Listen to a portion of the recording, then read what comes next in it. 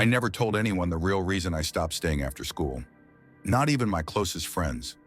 People think I just got tired of detention or that I finally learned to keep my mouth shut in class, but that wasn't it. The truth is, something happened one night. Something no one would believe if I tried to explain it. Something I still think about every time I walk past the science wing, and it all happened because I stayed late after a stupid detention. I was 17 at the time, a junior. It was a Thursday in late October, the kind of cold where your breath fogged up even indoors if you just come in from outside. I got detention for being late to chemistry 3 times in a week, which wasn't my fault since my locker was on literally the opposite side of the building. But our chem teacher didn't care. Detention ran from 3:05 p.m. to 4 p.m., and the rule was simple. Sit, stay quiet, finish homework. No phones, no talking, no leaving the room. That day, only 3 other students were there. By 3:55, they all asked to use the bathroom, one by one, and never came back. Our supervisor, Mr. Hale, didn't care enough to check. He just looked up from his computer screen and muttered something about teenagers wasting his time. At 4 p.m., he finally dismissed us, but I stayed behind an extra few minutes to finish a worksheet. Mr. Hale gathered his things, locked the detention room, and shuffled down the hall, leaving me behind. I told myself I'd leave right after I finished the last question. 5 more minutes. That's all I needed. But those 5 minutes turned into a night I still can't explain. When I finally packed up and stepped into the hallway, the building felt wrong.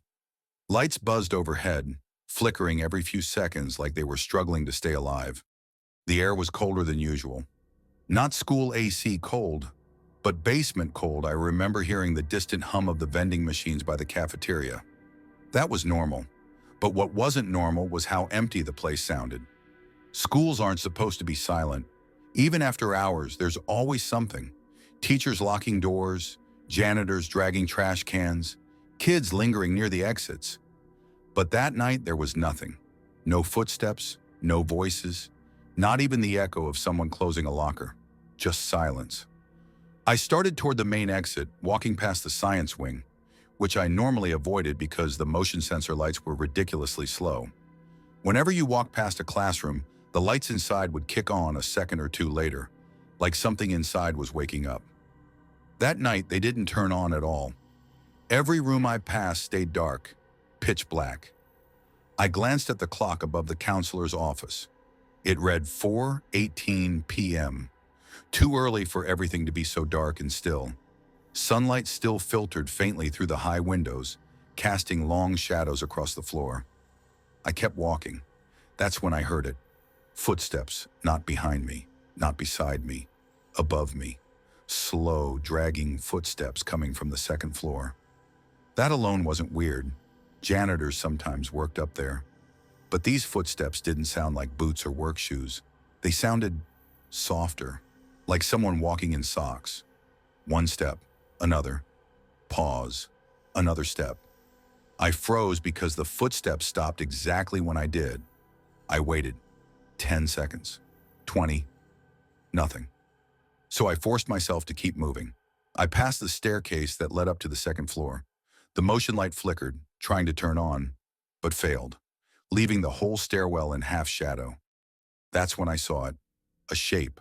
Someone standing at the top of the stairs. Not moving. Not shifting weight. Just standing there. Their outline was faint, barely visible through the dim lighting. But I could tell one thing clearly. They were facing me.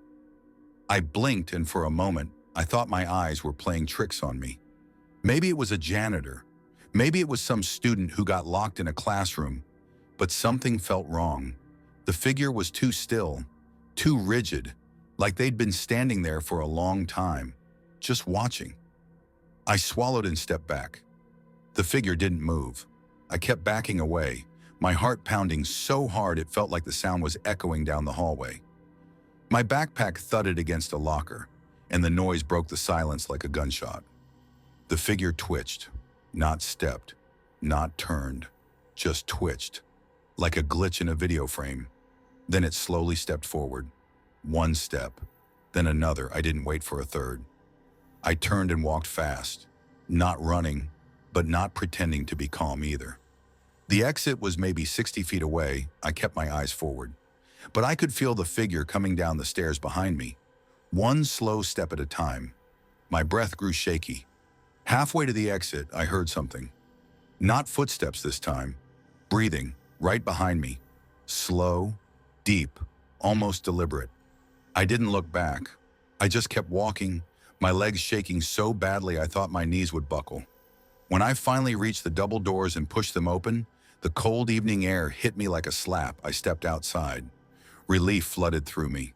But the relief didn't last, because something made me look back through the glass. And that's when I saw it. The figure was standing right inside the doorway, pressed up against the glass. Its face wasn't visible. The shadows hid everything except the outline of its head. But one detail stood out like a nightmare. Its hand. It was flat against the window, fingers long, too long, like someone had stretched them. The hand slid down the glass, leaving a faint smear. My stomach dropped. I stepped back instinctively, almost tripping over the curb. The figure tilted its head, slow, unnatural, like it didn't understand what it was looking at. Then the lights inside the hallway flickered once, twice, and went out completely. Darkness swallowed the figure. Gone. I stood frozen, unable to breathe, until my phone buzzed in my pocket and snapped me back to life. It was my mom texting me. "Dinner's almost ready. Where are you?" I didn't answer. I just ran to the parking lot, got into my car, and locked the doors. My hands wouldn't stop shaking the entire drive home. I didn't sleep that night. Every time I closed my eyes, I saw that hand sliding down the glass. The next day, I avoided the science wing completely, but during lunch, curiosity got the better of me. I told myself maybe I'd imagined it, maybe the lighting messed with my eyes. So I went to check something. There's a security camera above that staircase. It faces the hallway I walked down. I knew the school kept a couple days worth of footage before deleting it. I made up an excuse about wanting to see if someone stole my calculator. And the hall monitor let me review the footage after school. I watched the part where I walked down the hallway. There I was, tense, backpack over one shoulder, walking faster than normal. But something was wrong. I wasn't alone in the video. Behind me, the motion lights in the science wing flickered on, even though I remember them being off. In the video, every few seconds, the lights burst to life, then went dark again, like something kept triggering them, like something was following me through the dark. But the worst part wasn't that. The worst part was the staircase. The camera caught the moment I walked past it. In the video, the figure wasn't at the top of the stairs. It wasn't even on the stairs. It was standing directly behind me, so close I should have felt it. So close its shadow merged with mine. I watched myself freeze for a second, probably when I first felt something, then keep walking, pretending everything was normal. But in the footage, the figure stayed right behind me the whole time. No footsteps, no movement, just there. When I reached the doors and stepped outside, the figure didn't follow. It just stayed in the hallway facing the camera. Then the feed cut out for a full second. When the video came back, the hallway was empty. The figure was gone. I stared at the screen, my chest tightening. Then the hall monitor said something I'll never forget. "That's weird. You weren't standing in the hallway at that point." I frowned and asked what she meant. She rewound the footage, paused it. "You see," she said, "look at the timestamp. You were supposed to still be inside here, but you're already outside in the reflection." I leaned in. She was right. In the reflection of the glass doors, I was already standing outside, staring in. But in the hallway footage, I was still walking toward the exit. Two versions of me, one inside, one outside. And the outside version, the reflection, had no figure behind him, just me. Watching myself walk, I left without saying a word. I never went back to after-school detention. I avoided the science wing for the rest of my time there. And even now, years later, sometimes when I pass by a window at night, I hesitate before looking. Because part of me still wonders which version of me is standing on the other side.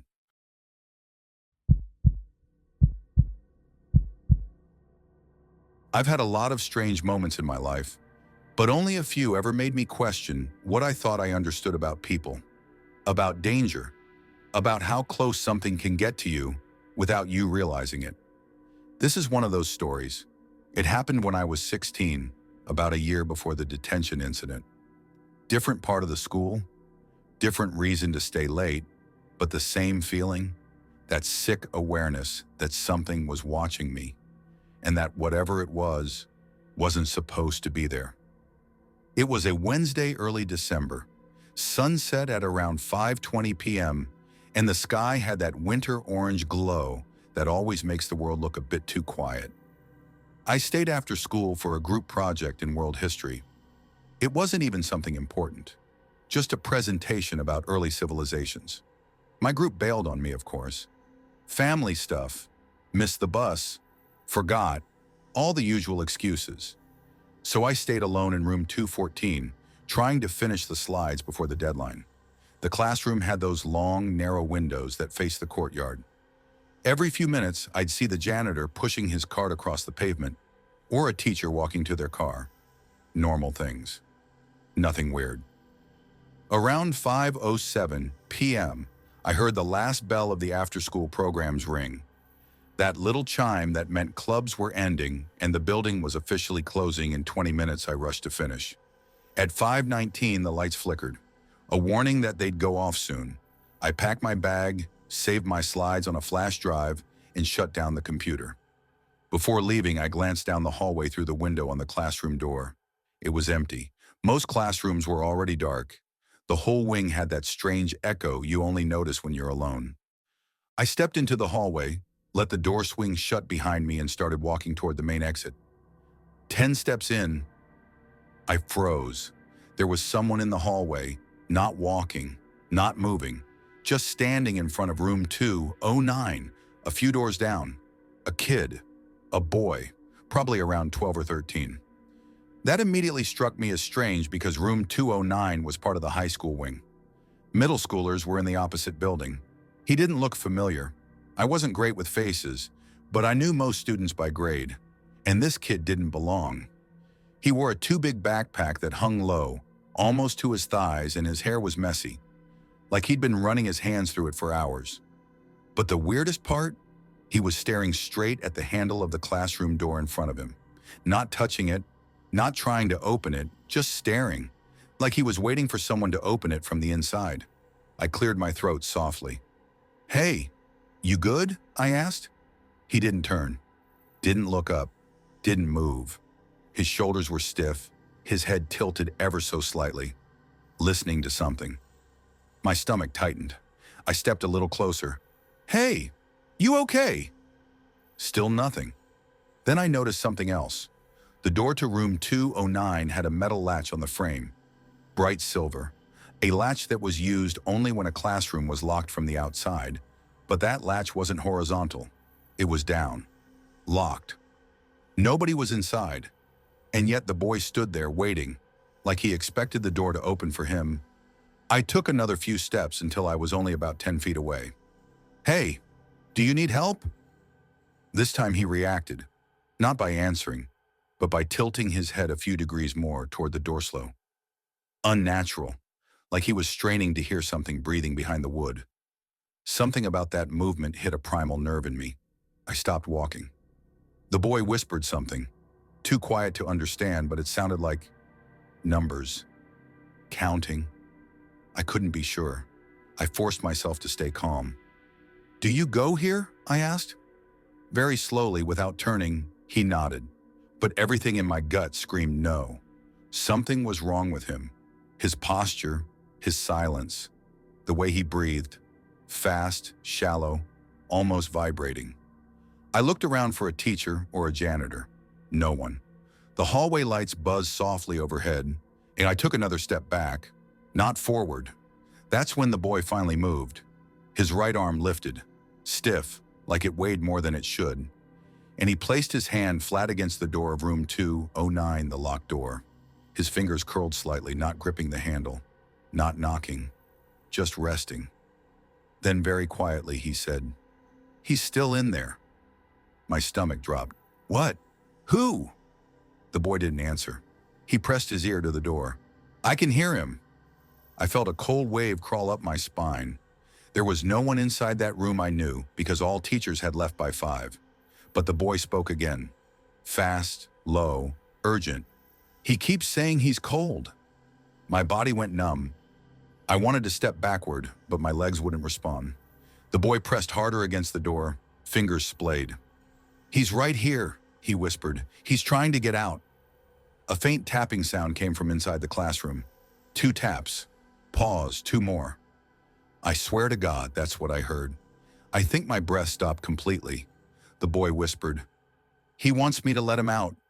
No, I said, louder than I meant to. There's no one in there. That room's been locked for hours. The boy's shoulders lifted slightly. Not in surprise, but in this slow, unnatural tension, as though something was pulling on his back. He's not supposed to be in there, the boy murmured. Then he said something that made every hair on my body rise. He said he wants you to help him, and the tapping came again. Stronger, 3 taps this time. I backed away, fast. My heartbeat was pounding in my ears. The kid's fingers flexed against the door. Please, he whispered. He says he's freezing. He says he's right behind you. My blood turned to ice. I spun around instantly. The hallway was empty. Just rows of lockers and flickering fluorescent lights. I turned back to the boy. He wasn't looking at the door anymore. He was staring at me, eyes wide, terrified. Don't open it, he breathed. I'm not opening anything, I said, trying to keep my voice steady. He'll come out, the boy whispered, stepping back from the door. He'll come out if you touch it. Then he did something I still don't understand. He turned and ran, not toward the exit, not toward the stairwell. He ran straight into the dark science wing, the opposite direction of everyone. His footsteps echoed once, twice, then nothing. Silence. I didn't chase him. I didn't even call out. I just stared at the locked door of room 209, at that silver latch, at the empty hallway. And then I heard the tapping again, not behind the door. On the window beside me, one soft tap, then a second, then a slow, faint drag, like fingernails on glass.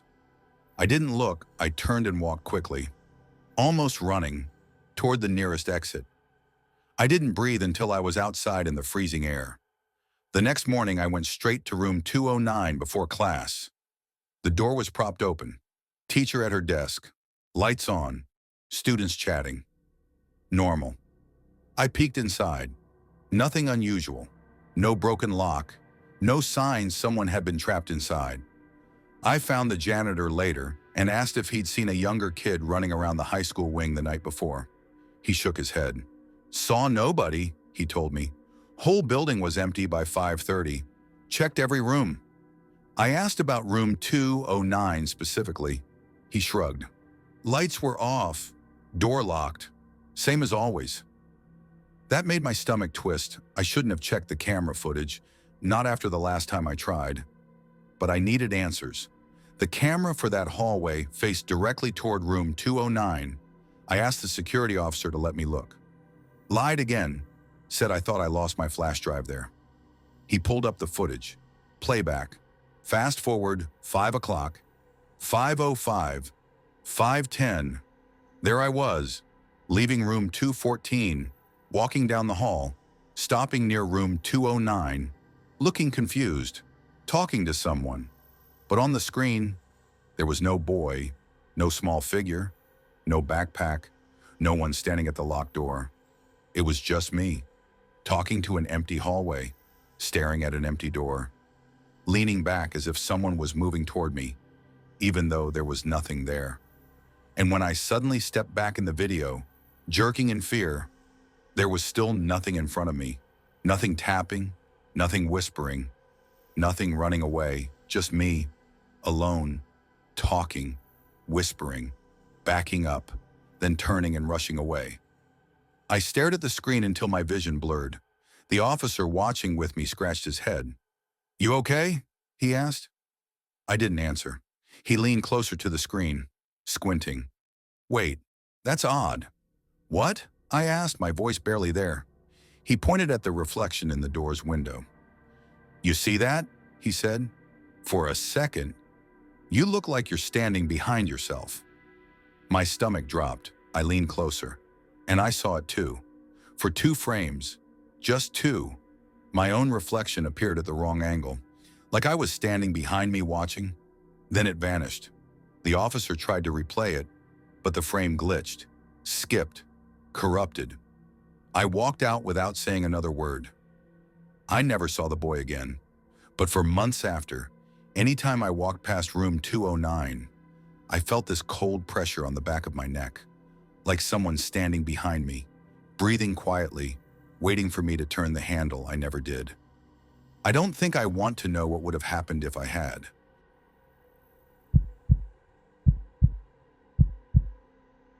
I've told people bits and pieces of this story over the years, usually as a joke like, "Oh yeah, I had a creepy experience once during basketball practice." But I never told the truth. Not the real version. Not the part that still wakes me up sometimes. It happened when I was 15, freshman year. Before I understood that schools can feel like totally different worlds, once the lights go off and the crowds leave, I didn't know then that a place can look familiar and still be something else entirely when you're the only one left inside. And that night, I was the last student in the gym. We had basketball practice that ran until 6 p.m. on Tuesdays. Nothing serious. JV-level drills, conditioning, shooting practice. That day, Coach Lewis dismissed us at 5:56. His wife had called about a flat tire or something, so he rushed out early. Most of the team left right behind him, but I stayed behind because I wanted to get better at my free throws. I was terrible at them, freezing up anytime I had to shoot under pressure. And there was something calming about the empty gym. The echo, the space, the rhythm of bouncing a single ball. At 6:04, the janitor poked his head inside and told me the building would be closing at 6:30. I said I'd be done in 10 minutes. "You better be," he said, not in a threatening way, more like he'd said it 100 times before. He left lights stayed on. Everything felt normal for about 5 minutes. Around 6:10, I realized I wasn't alone. It wasn't something I heard, not exactly, more like a shift in the air, a faint pressure, a sense that someone was behind me. I turned. No one. Just the far end of the gym, the folded bleachers, and the double doors leading to the back hallway. I took another shot. Ball bounced, echoed. Then I saw movement in the reflection of the glass door. Just a flicker. Like someone stepping out of view, I lowered the ball slowly. "Hello," I called out, not really expecting an answer. Nothing. I convinced myself it was the janitor making rounds. Took 2 more shots. That's when I heard it. A shoe. Not a squeak. Not a drag. Just one single step behind the bleachers. I froze. "Coach," I called out, even though Coach had definitely gone home. Again, nothing. I dribbled the ball once, pretending to act normal, but my heart was pounding hard enough that my fingers shook a little. The next sound wasn't a footstep. It was breathing. Not loud, not labored, just slow, controlled, too close. I turned my head slightly. The breathing stopped. I told myself to relax. People get paranoid when they're alone in big empty places. I'd seen enough horror clips to imagine things that weren't real. I took another shot, hit the rim, bounced off. The ball rolled toward the corner of the gym where the folded bleachers cast a long shadow. I jogged over to grab it. When I reached down to pick it up, something moved behind the bleachers. Not a tiny movement, not a shadow trick. A shoulder, a human shoulder, pulling back into the dark. I stumbled backwards so fast I almost tripped over my own feet. My throat tightened. I couldn't even speak.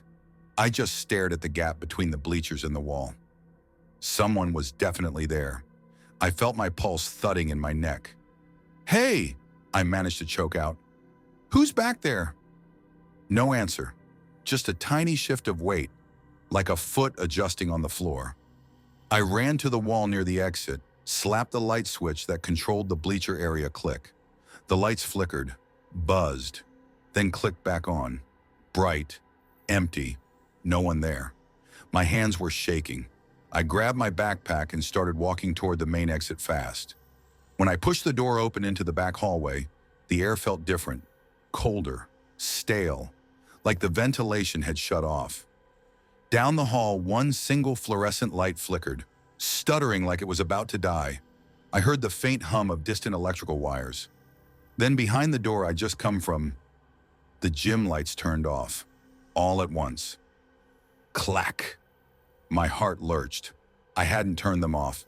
I hadn't touched the main switch. I stood frozen in the hallway, staring at the now dark gym. Then the breathing returned. Not in the hallway. Inside the gym. Right on the other side of the door. Slow, deep, steady. I stepped back. Just then, footsteps erupted inside. Fast, heavy, running across the wooden floor straight toward the door.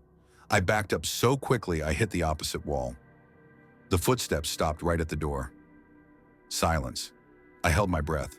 The metal hinge creaked just barely, like someone or something was leaning on the door from the inside. I bolted down the hallway. Didn't think. Didn't breathe. Just ran. I sprinted past the lockers, past the trophy cases, through the narrow corridor that led toward the school's main entrance. The whole time I could hear it. Footsteps not running, not chasing, just walking. Calm, measured, following. I didn't look back. I reached the final corner before the exit, and that's when the emergency lights overhead flickered to life red, dim, pulsing. And in that faint red glow, I saw a shape at the far end of the hallway. Tall, thin, standing completely still. I skidded to a stop. The shape didn't move, didn't react, just stood there, watching. I could barely breathe. "Who are you?" I called out, voice cracking. The shape tilted its head slowly. Then it whispered something. I couldn't hear it, too far away. But the whisper carried down the hallway, soft and deliberate. I stepped back. The shape stepped forward. Once, twice. I turned and sprinted for the exit, slamming into the metal push bar so hard the doors flew open. Cold air blasted across my face. I ran across the parking lot without looking back. Didn't stop until I reached the far side by the football field. When I finally turned, gasping, no one was there. Just the school entrance. Doors slowly swinging shut from the force I'd used. I stood there for what felt like minutes, shaking, waiting for someone to walk out. No one did. Eventually, I forced myself to go home, but it didn't end there. The next day, I went straight to the athletic office. I needed to know if someone else had been in the gym, maybe another student, maybe a staff member, something. I asked the assistant coach if anyone had been there last night. He frowned. "No one should have been," he said. "Janitor locks the gym at 6:20 sharp." "I was there at 6:10, I told him. "Someone else was too." He looked confused. "Impossible. We checked, gym was empty." I swallowed hard. "What about the cameras?" I asked. He hesitated. "We don't normally review them unless there's an incident," he said. "Why?" I didn't want to sound crazy, so I lied. "Thought maybe I left my phone. Wanted to see if someone picked it up." He sighed, pulled up the footage on his desktop, and dragged the timeline to 6 to 6:30 p.m. At first, everything looked normal. I watched myself taking shots, talking to myself, walking around, and then I stopped. Because in the video, there was no second figure, no shadow, no movement behind the bleachers, no tall shape in the hallway, nothing. It was just me, shooting, pausing, backing up, running toward the exit alone, completely alone. Even the part where I'd heard footsteps running across the gym floor. In the footage, the lights shut off. I turned my head, tensed up, but the floor stayed still, undisturbed. No one chasing me. No one walking behind me in the hallway. Just me sprinting like I was being hunted by something only I could see. The coach looked at me sideways. "You feeling all right?" he asked. I didn't answer. I asked him to pause the video. I leaned closer. Something caught my eye. In the reflection of the polished gym floor, just for a single second, I could see the faint outline of someone standing behind me. Tall, thin, still, perfectly still. I blinked. The next frame? Gone. Coach didn't notice. He just scratched his head and said, "You probably scared yourself a little." Empty gyms can be spooky. I nodded, pretending to agree. But I knew what I saw, what I heard, what I felt behind me. And the worst part? When the camera switched angles to the hallway footage, showing me running, for about 3 frames, just 3, another shadow ran behind me. Not mine. Longer, faster, just a few steps behind. Then it vanished, like it had never been there. Coach didn't see it. I pretended I didn't either. I stopped staying late after practice, stopped shooting alone, stopped walking past the gym at night. And even now, years later, anytime I hear footsteps behind me in an empty place, I get this freezing, electric feeling in my spine, like I'm back in that dim hallway under those red emergency lights, knowing someone was standing at the far end, tilting their head, watching me breathe. And the last thing I heard before I ran that night, the whisper carried down the hall. Still plays in my mind sometimes. I didn't understand it then, but I understand it now. It whispered, "You were supposed to stay.